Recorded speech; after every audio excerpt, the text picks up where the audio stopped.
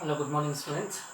So today we will be solving some problems on degree of curve and radius, how exactly to convert uh, radius to degree of curve and degree of curve to the radius. So I hope you remember the formula, right? So this is the formula which you need to remember. It holds good for both the radius as well as degree of the curve. You can even interchange these parameters. So it can be even d equal to 5730 divided by d. So now in your examination, there may be a problem where they will give you degree of curve and they will ask you to find out radius, or they may give you radius and they will ask you to find out the degree of the curve. So let us take one example where they have given the radius of the curve. Radius of the curve, if it is say 600 feet, right? So if the radius is given 600 feet, then how exactly to get the degree of the curve, right? So remember, this formula is for the parameters which are in feet, right? So the value of r has to be in terms of feet, and even when you substitute degree, you will get the value of r in terms of feet only, right? So if this is given in feet, well and good. If it is not given in feet, then you are supposed to convert that to feet and get the degree of the curve. Now if I have to get the degree of the curve, then I can use the same formula, right? So this can also be written as 5730 by r. So here you just have to substitute radius 600. You are substituting directly r is equal to 600 because it is in feet. If this is in terms of meter, then you are supposed to convert that to feet, then you are supposed to substitute that, and the degree of curve will be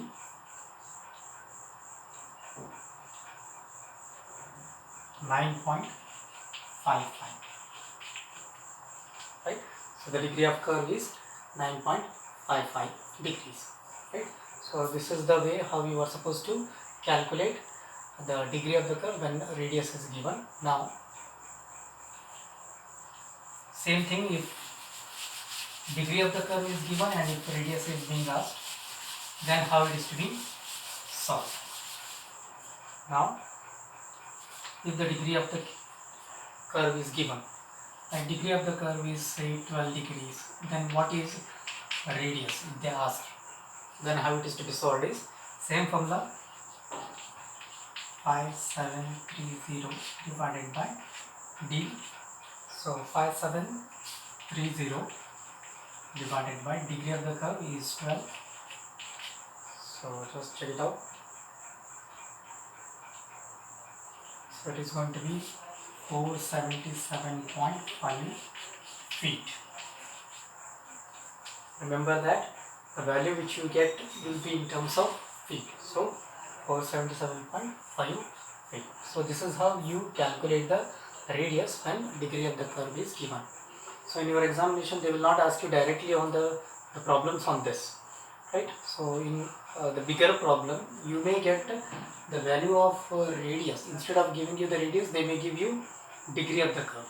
In such case, you are supposed to find out radius, then use that radius to solve the problem further, right? So this is how the problems will be given, right? And this is how you are supposed to solve it. Now another set of problems what you may expect is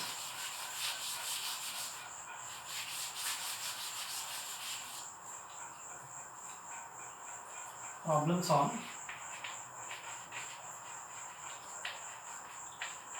elements of curve,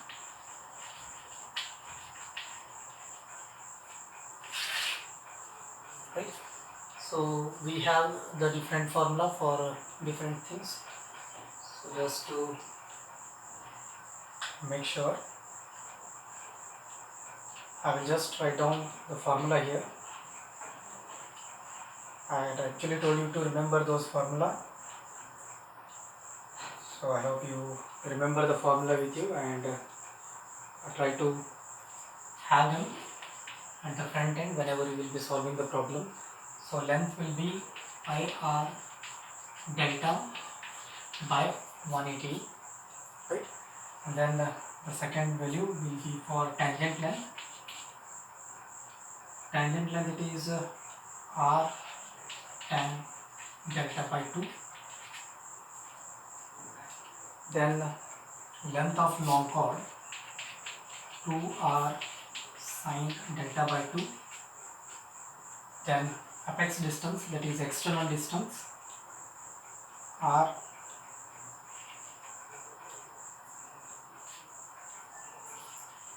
secant delta by 2 minus 1. Then mid ordinate, you can even write it as O. Mid ordinate is r into 1 minus cos delta by 2 is the formula. So you are supposed to remember this formula whenever you solve problems on the elements of the curve, right? Now how the problem will be given is like, they will give you the radius and they will give you delta. These two values will be given to you. Radius of the curve will be given to you and angle of intersection will be given to you, and you are supposed to find out all the elements. So in your examination they may ask you to find out all, or they may specifically mention to calculate only few out of these, right? So now I will take an example. If r is say 200 meter, right, and delta, let us say that it is 30 degree, right? Radius of the curve is 200 meter and angle of intersection is 30 degree. When these two are given to you, how can we calculate the remaining things, right? Now if I have to find out the first one, length of curve, right, then how I am going to find out is, I have the formula for that. L is equal to pi r delta by 180. So I just have to substitute r and delta into this, which are given in the problem itself, and we are supposed to get the length of the curve. So it is pi, r is 200, delta is 30 by 180. So pi r delta divided by 180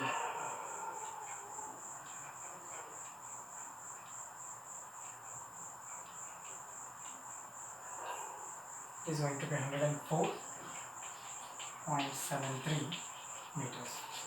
Please verify with your own calculator. So pi r delta by 180, length of the curve will be 104.73 meter length, right? So if the radius is 200 meter and if the angle between the two tangents, if it is 30 degree, then the length of the curve will be 104 meter, right? So in a similar way we can find out the remaining things.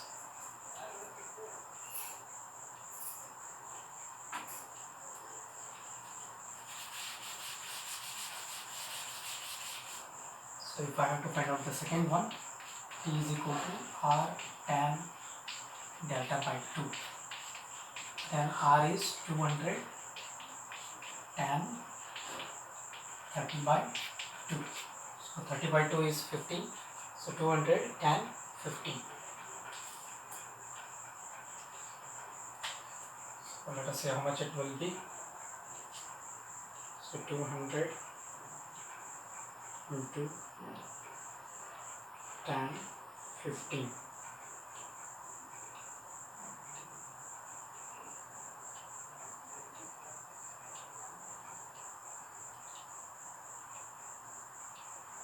So that comes around 171.198 meters. So the length of tangent will be 171.198 meters. Then similarly, third one,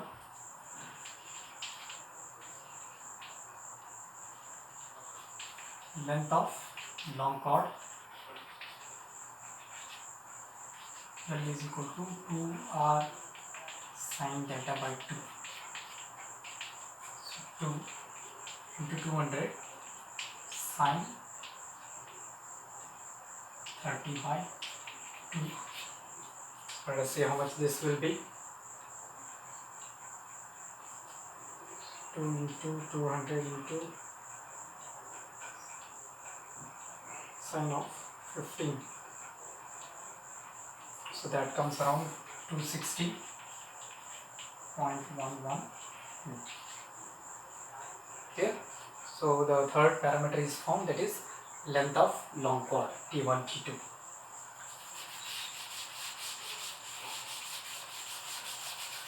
So now the fourth one, E is equal to, that is external distance. External distance is also called as apex distance, right? So apex distance, external distance, both are same. E is equal to r secant delta by 2 minus 1. R is 200 secant 30 by 2 minus 1. So secant delta by 2,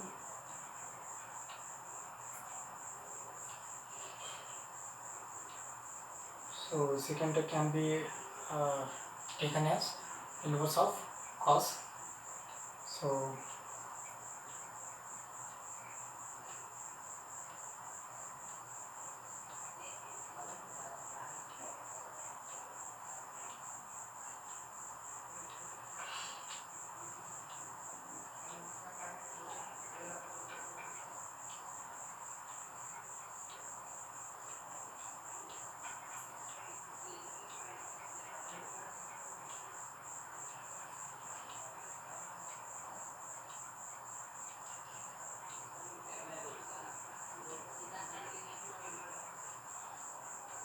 So that turns out to be 63.50 meters, right? So if you don't know how to get secant 30 by 2, you first get cos 30 by 2, that is cos 15 you get. So 1 divided by cos 15 will be this, then minus 1 and multiply it to 100. So that will be 63.50 meter. And finally, mid ordinate.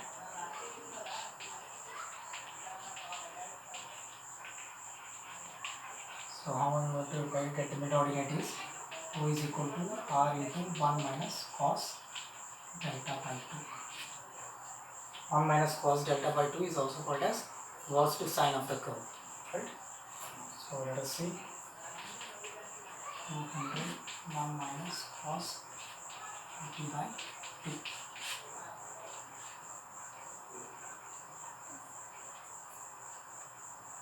So 1 minus cos 15 into 200, so that turns out to be 351.93. So 1 minus cos 15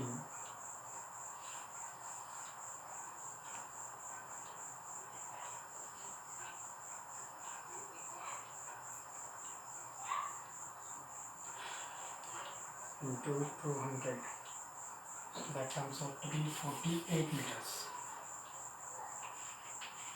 8.062 meters, right? So this is how you are supposed to solve the problems whenever the problems are given to you.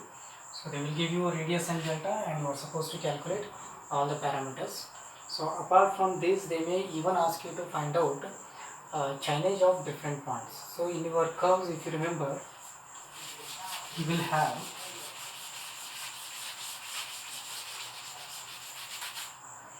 number of things like